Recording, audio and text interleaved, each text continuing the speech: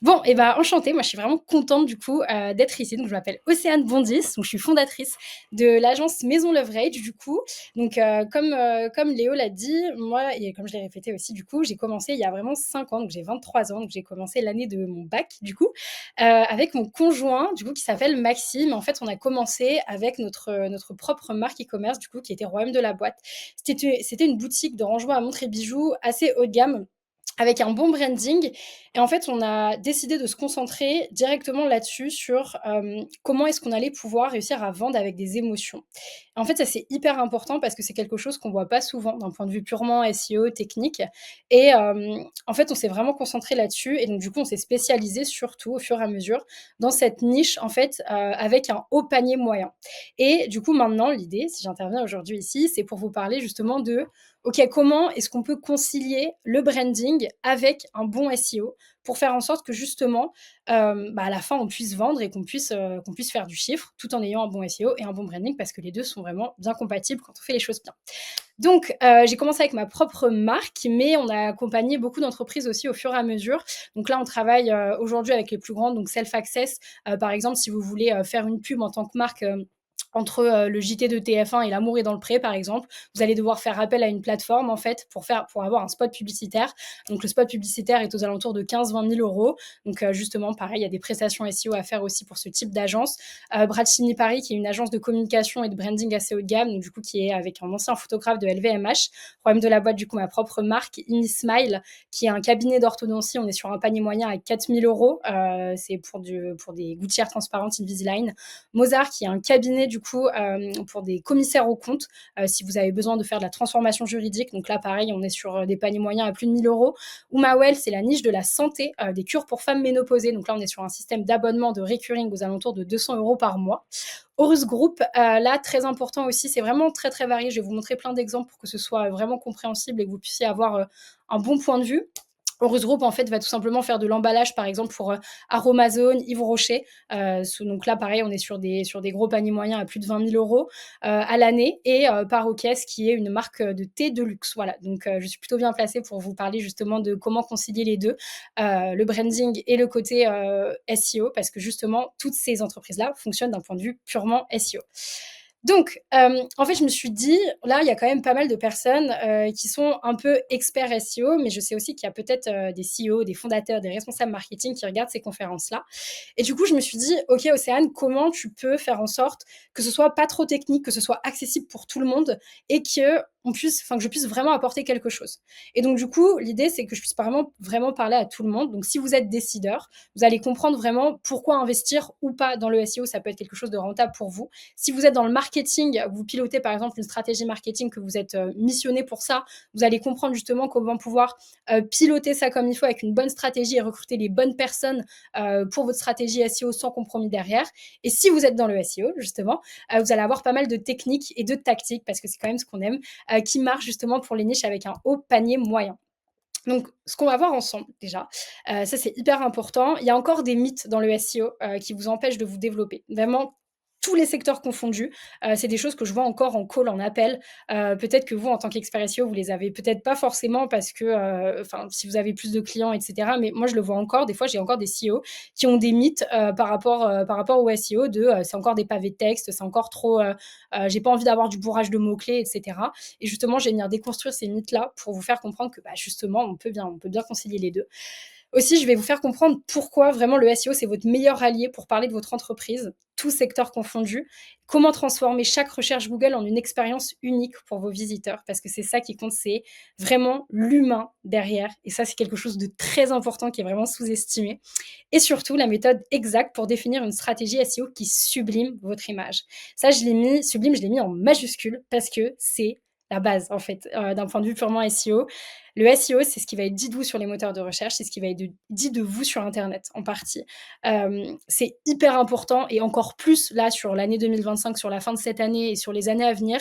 C'est vraiment le SEO, ça a pour but de sublimer ce que vous faites. Et ça, c'est pas quelque chose qu'on entend très souvent. Donc déjà, avant de parler concrètement de stratégie, de technique et cetera, posez-vous la question: où est-ce qu'elle se situe votre entreprise? Où est-ce que se situent vos strates SEO? Parce qu'on va parler souvent premium, luxe, branding, haut de gamme, au positionnement, au panier moyen, mais concrètement, qu'est-ce que ça veut dire? Il y a plusieurs types de segments. Déjà, il y a le focus premium haut de gamme, où là, on va être sur de la qualité supérieure, du savoir-faire reconnu avec une clientèle qui va être assez aisée.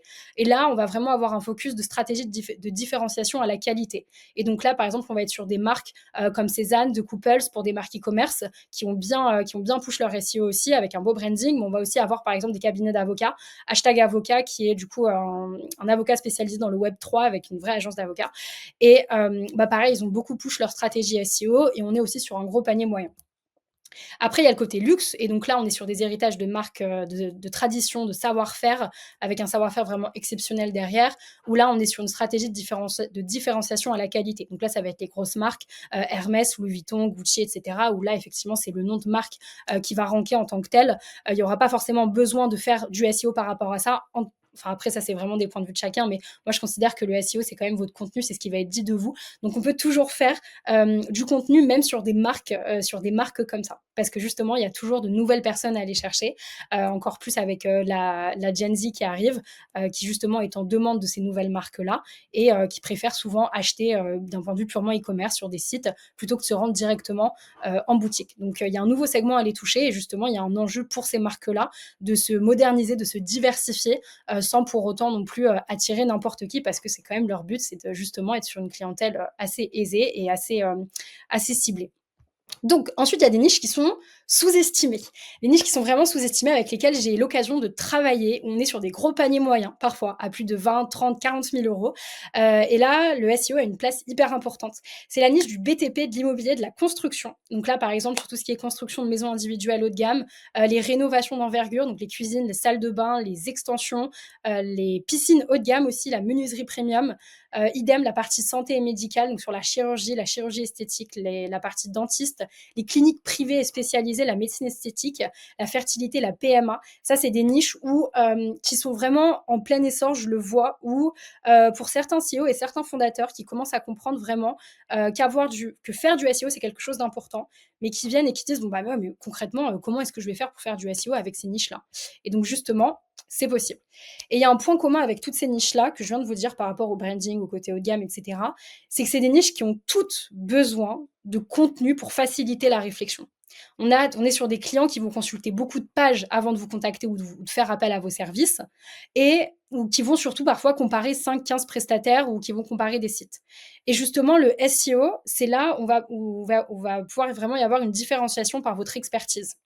Et si le SEO est bien fait, il est là justement pour mettre en avant votre expertise et votre cœur de métier. Et c'est ça le plus important. Donc il y a encore pas mal de mythes que je vois, vraiment et que j'ai en call souvent et je ne sais pas si vous les avez aussi, mais parfois ça m'arrive aussi, que le SEO, c'est encore une question de bourrage de mots-clés. À l'époque, c'est vrai que ça marchait vraiment de répéter, «sac de luxe» 47 fois, sur un fond blanc écrit en blanc. Évidemment, on se doute que ça fonctionne plus, mais parfois ça m'arrive encore en call d'avoir ce genre d'idée-là, ce genre de personnes qui me disent: «Ouais, mais moi j'ai pas envie, d'utiliser des techniques comme ça va pas avec mon branding, ça va pas avec ma marque». C'est normal. C'est sûr que c'est plus simple et plus rassurant de se dire qu'on a juste à écrire plein de fois le même mot, mais la vérité, c'est beaucoup plus nuancé que ça. Et ça, la nuance, c'est vraiment quelque chose sur lequel je vais insister pendant cette conférence parce que c'est ce qui doit vraiment driver en fait vos stratégies SEO. Ensuite, on a le SEO qui tue l'exclusivité. Ça, on va y penser souvent aussi. On a peur d'être surexposé. Quand on fait un bon SEO, on va se dire: «Mais moi, je vais être en top 1 partout, je vais être en top 3 partout, je vais être cité par les IA, j'ai pas envie d'avoir n'importe qui». On va souvent penser, en tout cas, c'est ce que j'ai en call aussi parfois, que le SEO, il est associé à des pratiques e-com discount.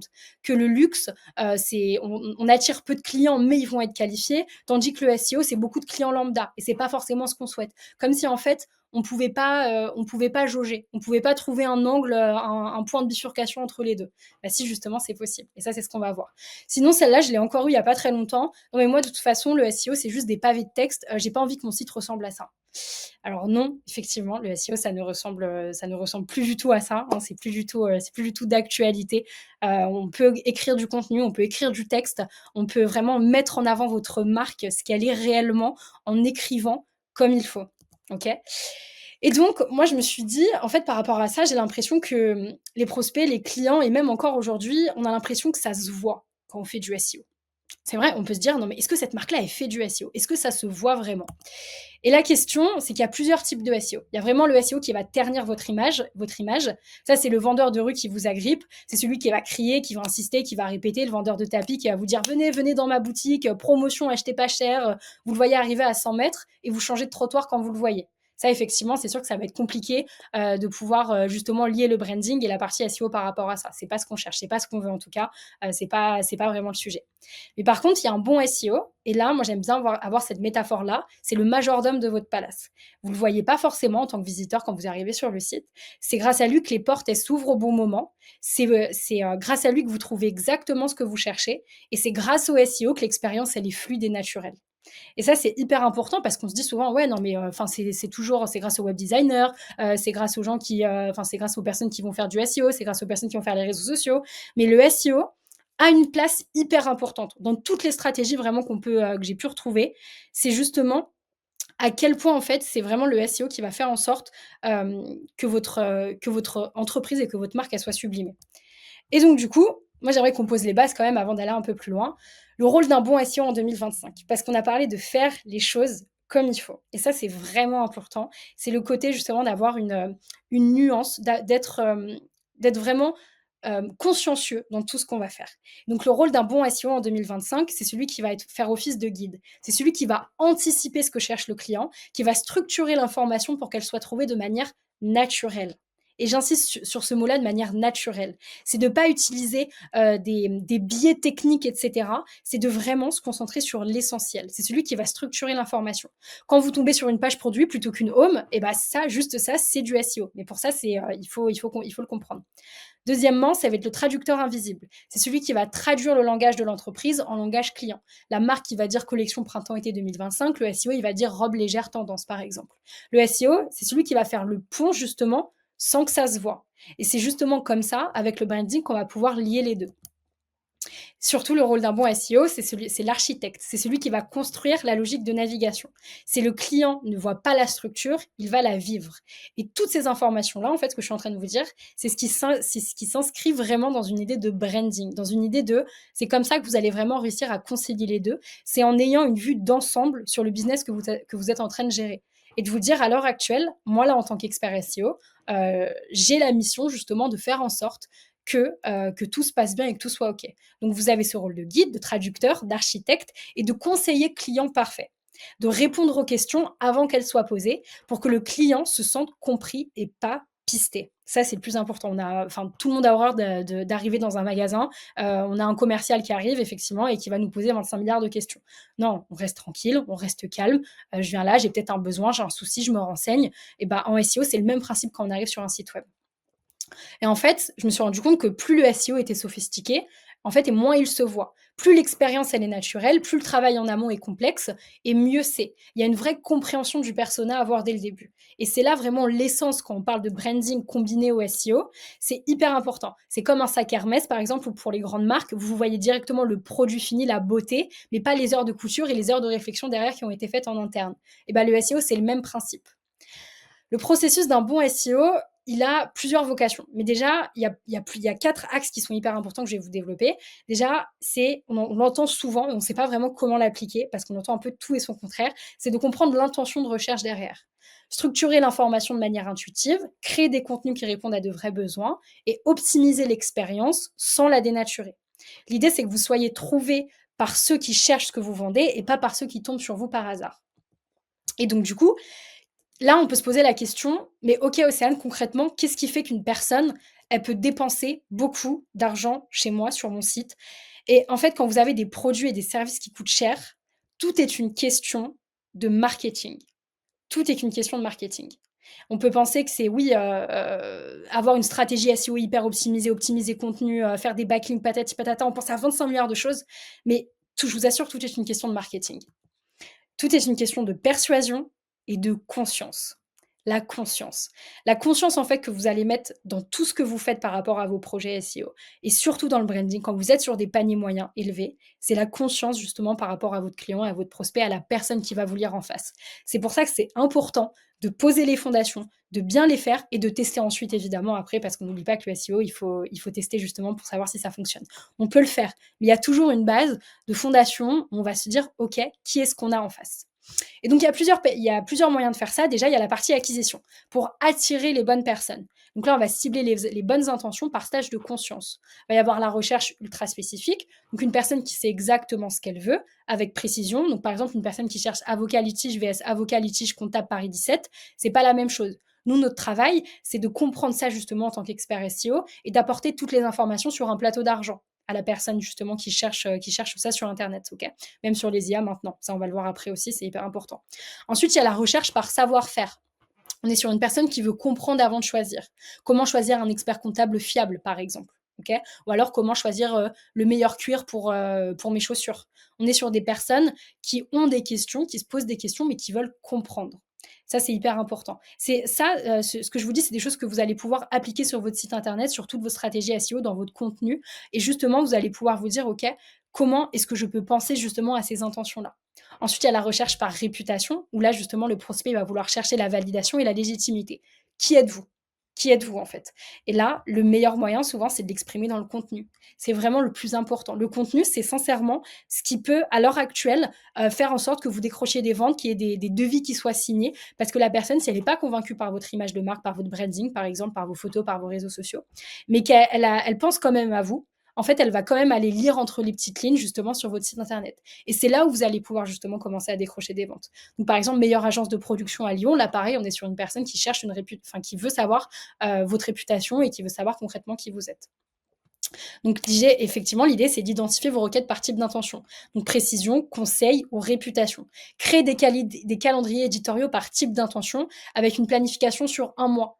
Rentrez vraiment dans la tête de vos prospects. On a souvent tendance à justement, avant, enfin, je savais qu'on faisait surtout ça, on prenait des questions sur SEMrush et on les traitait dans un tableau Excel, on se disait, ok, bon, bah, je vais traiter tous les blogs, etc. Non, vraiment, posez-vous la question, une fois par mois, même plus s'il y a d'intentions et qu'on est sur une niche concurrentielle. Qu'est-ce que veut vraiment voir ma niche? Rentrez vraiment dans la tête de vos prospects à 100%. Il y a une méthode que moi j'aime bien, c'est le contenu APA. C'est le contenu avant, pendant, après. C'est très simple, mais au final, c'est juste du bon sens. Ok, c'est vraiment être présent à toutes les étapes du parcours client et pas juste à l'acquisition pour devenir la référence dans votre secteur. Et c'est valable pour tous les secteurs, hein, que ce soit de l'e-commerce, de la comptabilité, de l'avocat, vraiment sur tous les clients que j'ai eus et tous les clients qu'on accompagne à l'heure actuelle. Je peux vous dire que cette méthode-là, elle fonctionne. La méthode APA. Avant, on va vraiment aider la personne dans la prise de conscience, dans la prise de décision. On va l'aider à faire en sorte qu'elle puisse choisir, avoir toutes les clés justement pour qu'elle puisse se faire un avis sur votre entreprise.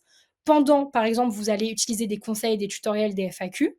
Vous allez attirer le prospect vers votre méthode, votre produit, votre service et pas celui du concurrent. Donc c'est là où vous allez faire comprendre que vous êtes exceptionnel en listant justement vos bénéfices émotionnels et vos bénéfices caractéristiques aussi.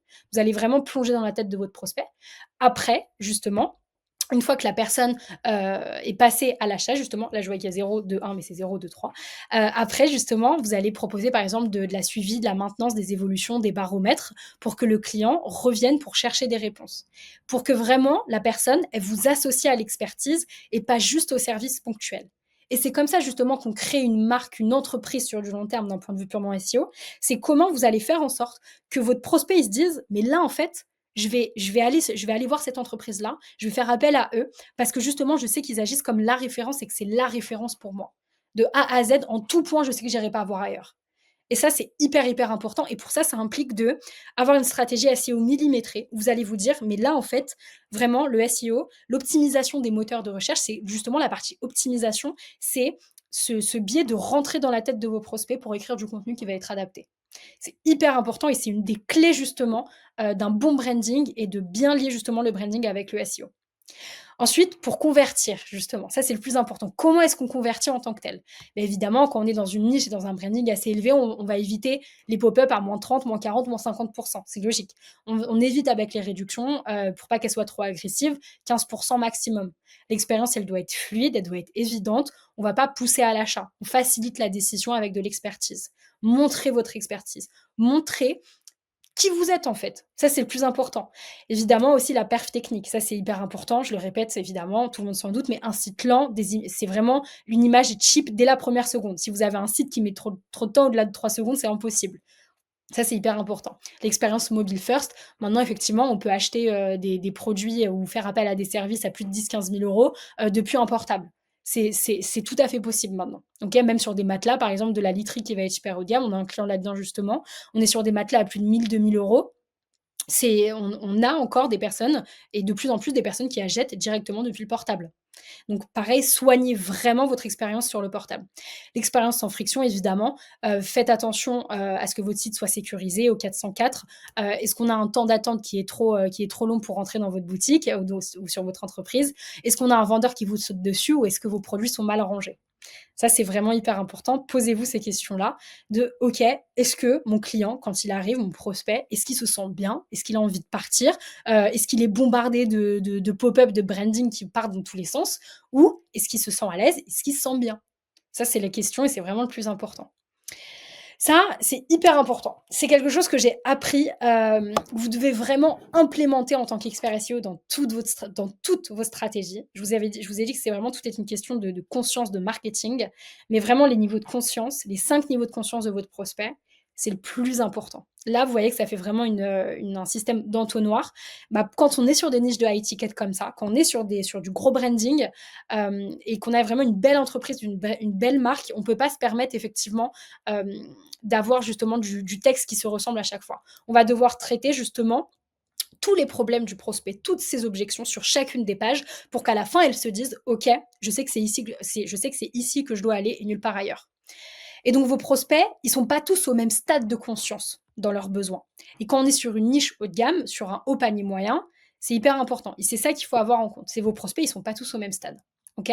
On a le stade numéro 1, unaware, le prospect qui est inconscient. Il sait même pas qu'il a un problème. Il vit sa vie, tout va bien, il a identifié aucun besoin. Ça, tout va bien, il y a pas de problème. Deuxième stade, le problem aware, c'est, le prospect qui est conscient de son problème. Le client, il sait qu'il a un problème, mais il ne connaît pas les solutions. Et donc là, il va commencer à chercher, il va commencer à comprendre son problème.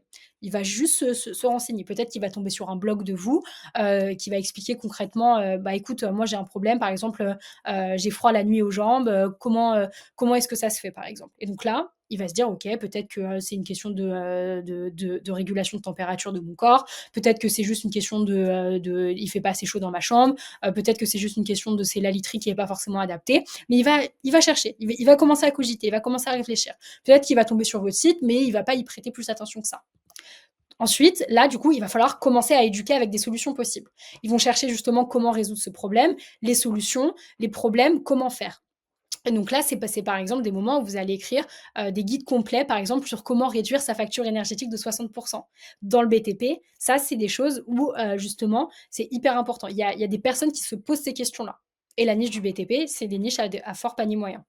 Donc là, par exemple, vous allez pouvoir écrire des guides sur l'isolation par l'intérieur, par l'extérieur, que choisir. Et donc ça, c'est vraiment, vous allez commencer à pouvoir justement éduquer votre prospect à ces questions-là. Ensuite, le 3e stade, le solution aware, c'est le prospect qui est conscient des solutions. Le client, il connaît les solutions possibles, mais il ne connaît pas encore votre offre spécifique. Il sait qu'il peut faire appel à un professionnel, mais il ne sait pas encore lequel. Et donc là, c'est hyper important et sur ce stade-là, c'est là où vous allez commencer à justement développer votre métier, votre spécificité. Pourquoi est-ce que vous êtes le meilleur? Qu'est-ce que vous faites concrètement? À quels besoins est-ce que vous répondez? Comment est-ce qu'on peut vous choisir? Et là, c'est aussi en général où on va se concentrer sur les questions de localité. L'objectif, il est simple, c'est de vous positionner comme le choix évident dans votre niche.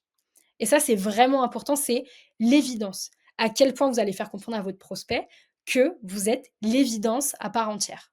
Ça, c'est hyper important. 4e phase, le côté product aware. C'est un prospect qui est conscient de votre offre. Le client qui connaît votre existence, mais il hésite encore. Il va comparer plusieurs prestataires, dont vous. Et là, il va se poser la question, il va se dire, OK, d'accord, peut-être que je le connais, mais je ne sais pas forcément si je peux faire vraiment appel à lui. Et donc là, pareil, dans votre contenu, vous allez justement pouvoir développer cette partie-là. Donc là, c'est le moment où les personnes, elles vont chercher votre marque, elles vont chercher votre avis, elles vont savoir votre réputation, vos tarifs, vos références, vos avis, qui parle de vous. Qui parle de vous? Vraiment, c'est hyper important. On en a parlé là justement avec les autres conférenciers par rapport à ChatGPT, et cetera. Votre réputation, c'est ce qu'il y a de plus important. Parce que chaque stade, pardon, justement, de conscience de votre prospect a un impact à part entière. Pourquoi est-ce que justement on parle de réputation? Pourquoi est-ce qu'on parle de bonne création de contenu? C'est justement pour que vous puissiez couvrir tout ce spectre-là, tout ce spectre de conscience de besoin. C'est hyper, hyper important. Et ensuite, le cinquième stage, le meilleur, celui où on aimerait tous être, c'est le must aware, c'est où la décision est prise et le prospect, il veut juste vous contacter. Donc là, il va chercher votre nom, votre contact, votre téléphone, votre nom pour prendre un rendez-vous. Et en fait, c'est ça que vous devez comprendre, c'est que le SEO, justement, il n'est pas là pour tuer, en fait, pour tuer votre exclusivité. Un bon SEO, il est invisible. C'est celui qui va justement faire en sorte que votre marque, elle soit sublimée au maximum. C'est justement un bon SEO, c'est celui qui va traiter toutes les objections et qui va vraiment apparaître comme la référence, en fait, aux yeux de son prospect. Et ça, c'est des choses qui sont hyper importantes et que justement, on a du mal à voir souvent en SEO. On va souvent être dans la technique, alors qu'en fait, le meilleur moyen justement pour lier ce côté branding haut de gamme au panier moyen, c'est juste d'être au plus proche de son client, de le comprendre au maximum. Et c'est pour ça que justement, quand on travaille avec nos clients, on a une grande phase, et vous devriez avoir aussi, où vous allez travailler, vous allez faire appel justement à votre prospect, à votre client, et en fait, vous allez parler avec lui. Vous allez pas t vous enfin, vous allez vraiment comprendre de A à Z, OK, qu'est-ce qu'il cherche en fait? Quelle est la niche? Quel est le persona global? Le soir, quand il se couche, à quoi il pense? À quoi il pense? Et c'est justement en vous imprégnant au maximum de votre persona, de votre niche, que vous allez pouvoir commencer à écrire du contenu, que vous allez pouvoir justement calibrer votre stratégie de branding en fonction de ça. Parce que vous allez commencer à créer de beaux designs justement, vous allez commencer à le toucher au maximum. Et c'est ça le plus important, c'est comment est-ce que vous allez réussir à toucher votre prospect et à faire en sorte que chaque page de vente, enfin que chaque page soit du coup une page de vente à part entière. Pour que la personne à la fin se dise: «OK, mais là je sais que c'est la référence en tant que telle». Et c'est pour ça que le marketing, dans le SEO, c'est pas que c'est un peu tabou, mais on n'en parle pas forcément. On va plus être sur le côté tech, et cetera. Mais ce qui compte, je vous assure, c'est vraiment le côté marketing. Le côté branding, justement, il va venir en plus sur votre SEO pour que justement tout soit parfaitement lié. Voilà. En tout cas, c'était super intéressant, c'est trop bien et je pense que tu nous sors un peu du mindset de spammer que les gens ont facilement sur le SEO, où ils ont facilement envie de Ouais. voilà, mettre tout à l'échelle, avoir que beaucoup de trafic et pas forcément la qualité du trafic. Quelque chose que j'ai énormément adoré, c'est le fait que tu nous donnes les différentes requêtes en fonction des stades d'awareness. Ah, Et c'est vraiment quelque chose qui est, ça, à chaque fois, honnêtement, c'est la pyramide que tu prends, tu arrives, tu regardes, ok, vous en êtes tout dans la stratégie de contenu, tu vois, est-ce qu'on a couvert la base, jusqu'où est-ce qu'on doit aller, et petit à petit, tu remontes la pyramide ouais. de l'awareness. Et je trouve que c'est un très très bon framework pour réfléchir à des stratégies de mots-clés. Mm. Voilà, exactement. Ah, ça fait plaisir, c'était excellent. Oui. Si certaines des personnes de l'audience ont des questions pour notre ami Océane, n'hésitez pas à les sortir. Il y a Driss qui nous a dit notamment, est-ce que tu as des exemples de pages, donc il a mis hub hybride, voilà, pour des requêtes type bon plan plus catégorie. Donc je ne sais pas exactement ce qu'il cherchait comme exemple très précis, je ne sais pas si tu vois exactement de quoi Pas il veut vraiment. Des parler. pages Ou peut-être que hybrides pour Driss, des tu peux requêtes nous, type bon plan plus catégorie. Non, je vois pas vraiment ce que tu veux dire par des peut-être que Driss, tu peux nous préciser ça de type tranquillement, toi qui dois être encore type dans bon plan le. plus catégorie. Bah là, en fait, je sais pas si c'est forcément adapté pour ce que je viens de dire, parce que moi, je parlais forcément du côté plutôt branding et haut de gamme, justement. En général, on n'est pas forcément sur ce côté bon plan, tu vois. On va éviter de passer par Ouais. là, parce que là, on va plus se focus du coup sur le branding, etc. Donc voilà. Le mot-clé, l'ajout de pas cher dans le title, c'est pas forcément quelque chose qui soit très intéressant pour toi, j'imagine, Non, Océane. mais ouais, Euh, après, enfin, moi, j'aime bien vraiment lier les deux, justement, le côté tech SEO pur et dur, justement, et ce côté branding, contenu, etc. Donc, c'est pour ça que, effectivement, tout à l'heure, quand Paul a parlé, effectivement, des balises et des structures à chaîne, et qu'il avait tout déréglé, et qu'au final, au final, voilà, moi, je suis là en mode, Ah, mais non, j'étais pas au courant. Mais en fait, c'est bien parce que moi, ce que j'aime au fond du fond, c'est qu'on se concentre du coup maintenant sur la qualité. Et je pense que ça va y avoir un gros tri là, sur les prochains mois, sur les prochaines années en SEO. Il va y avoir un tri qui va être fait. Donc faites les choses bien pour le bien-être de tout le monde, de vos clients aussi, juste du monde en général de Google. Voilà, faites de l'argent, c'est sûr, mais faites les choses bien dès le début. Ouais, c'est vrai. Et je pense que le tri a déjà commencé, hein, en fait, si tu regardes la situation entre, tu vois, 2015 et maintenant, sur les 10 dernières années, la qualité moyenne des SERP a fait que d'être améliorée. Donc, globalement, Ouais. le tri a déjà commencé. Et les gens qui ressortent à leur pied, c'est les gens qui faisaient les choses bien il y a 10 ans.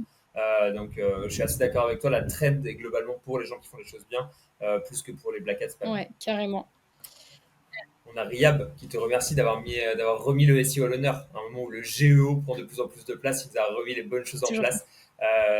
Ça fait plaisir de revenir sur les fondamentaux et comment voilà. La stratégie de base, faites bien les choses, c'est simple. Exactement, exactement. Et ça marche pour des gros paniers moyens, hein. Je vous assure, hein, on travaille là-dedans et on le voit que concentrez-vous sur l'essentiel. C'est trop important. Ouais. Voilà. Il y a Vivier Sio qui dit Rolls ne fait pas de pub à la télé car ses clients ne regardent pas la télé. C'est un peu la logique. Vos clients, peut-être qu'ils sont en train de faire des recherches. La question, c'est quelles recherches ils sont en train de faire. En fait, tout le monde fait des recherches alors qu'il est tout le monde Tout le utilise monde. Google. Quelles recherches ils sont actuellement en train de faire. Ouais, exactement. Et en fait, si vous, justement vous pensez à ça, vous allez être facilité par rapport aux IA sur du long terme parce que moi, je pense vraiment, sincèrement, qu'au final, on va être sur un système de filtrage au fur et à mesure et que, en fait, les IA, Google, etc., ont tout à gagner justement à faire en sorte d'avoir du contenu de qualité parce que justement, les personnes resteront plus longtemps sur ces plateformes. Donc, vraiment, posez-vous la question, est-ce que j'apporte de la vraie valeur ou est-ce que je suis juste là pour faire du remplissage? Sincèrement, et vous serez forcément avantagé, c'est sûr. Bon, ça fait plaisir. Mon esprit de spammer est toujours partagé entre les deux Mmh. questions. En tout cas, t'as milité aujourd'hui pour me ramener de la raison, donc ça fait Exactement, plaisir. exactement, exactement. Mais j'ai quand même lancé Euh, des boutiques drop classiques aussi en parallèle sur des niches J'imagine. bien touchy. Bah, Donc ça fait plaisir aussi. t'as fait le meilleur des deux mondes en fait, assez J'ai fait- simplement. T'as été prendre voilà, les techniques de spammer d'un côté, t'as été prendre le joli branding de l'autre, et tu t'es dit comment est-ce qu'on combine tout ça pour faire quelque chose. Exactement, exactement, c'est ça. Bon, bah écoute, ça fait plaisir à entendre en tout cas, Océane. Je vais te laisser dire le mot de la fin. Comme c'est avant tout toi qui as bien organisé cette conférence, tu auras le droit C'est d'avoir le vrai, dernier mot c'est moi. aujourd'hui. Après lequel je pourrais tranquillement terminer le stream. Déjà, je vais commencer par remercier juste avant ça tous nos auditeurs, tous nos téléspectateurs qui sont venus, qui nous ont posé plein de questions, qui ont été attentifs toute la journée, etc. Bon, écoutez, ça a été une journée intense pour nous tous. Moi, je commence à avoir une sale tête là. J'ai la tête toute blanche, les yeux tout rouges. Il est 22h chez moi. Ça a été une journée intense. Bah, c'était super cool et j'ai vraiment apprécié de partager avec vous. Donc voilà, merci à vous tous d'avoir été présents aujourd'hui. Et Océane, je vais pouvoir te laisser le mot de la fin. Bah écoutez, moi Voilà. c'était un plaisir aussi, vraiment. J'ai beaucoup aimé toutes les personnes qui étaient là, vraiment. Et ça fait plaisir justement de voir qu'il y a une grosse team en fait SEO et en fait c'est vraiment un beau métier. Enfin, j'étais en train de me le dire là pendant que j'étais en train de faire mes slides que j'ai faites hier soir aussi d'ailleurs comme Kevin parce que j'avais besoin d'y réfléchir aussi. En fait, je me suis dit c'est vrai que c'est quand même un beau métier. Et donc là pour toutes les personnes qui étaient là justement aujourd'hui, continuez dedans. Je sais qu'on entend tout et n'importe quoi, le SEO est mort, etc. Mais c'est vraiment tellement un beau métier. Donc, continuez dedans. Faites-vous confiance. Continuez de vous former. Continuons de parler ensemble. Et voilà. C'était super. Écoute, parfait. Merci beaucoup, Avec Océane. plaisir. Merci à tous de nous avoir écoutés aujourd'hui. Et je vais pouvoir cliquer sur la fin du stream maintenant. Ciao. Au Au revoir à revoir. tous.